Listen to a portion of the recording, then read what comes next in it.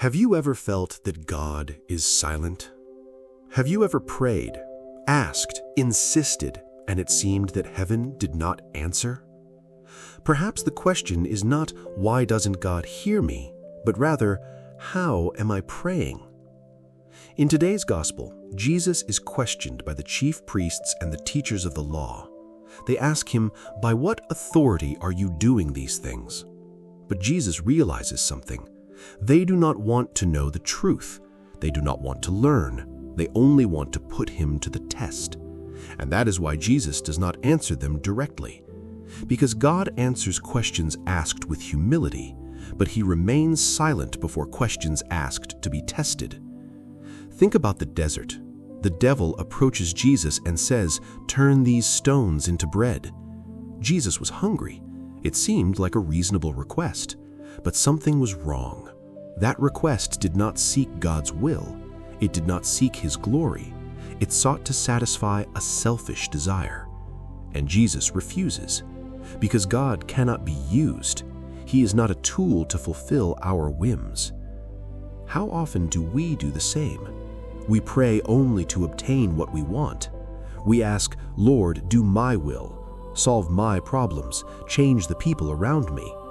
But we forget to ask, "Lord, what do you want from me?" True prayer does not try to change God. True prayer changes our hearts. Sometimes God remains silent, and that silence does not mean abandonment. A father does not explain everything to a child. He waits for the child to grow. God is the same way. There are things we still do not understand, and there are moments when he invites us to mature in faith. But there is another kind of silence, the silence before a closed heart. Jesus remained silent before Herod, because Herod did not seek the truth. He wanted only a spectacle. He wanted to see miracles. He wanted to satisfy his curiosity. And Jesus remained silent, because God speaks abundantly to those who love him, but he does not allow himself to be manipulated. Perhaps today you are going through a spiritual dryness. Perhaps it seems that God is far away. Do not give up. He is still speaking, not always through miracles, not always through consolations, but through his word, through inner peace, through the cross, through the circumstances of life. God speaks, and his word penetrates the deepest part of the soul. Therefore, do not use prayer to test God. Do not turn faith into a demand.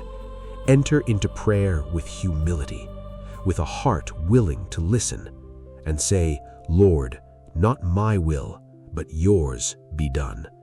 Because it is there, when we allow God to be God, that our lives begin to be transformed.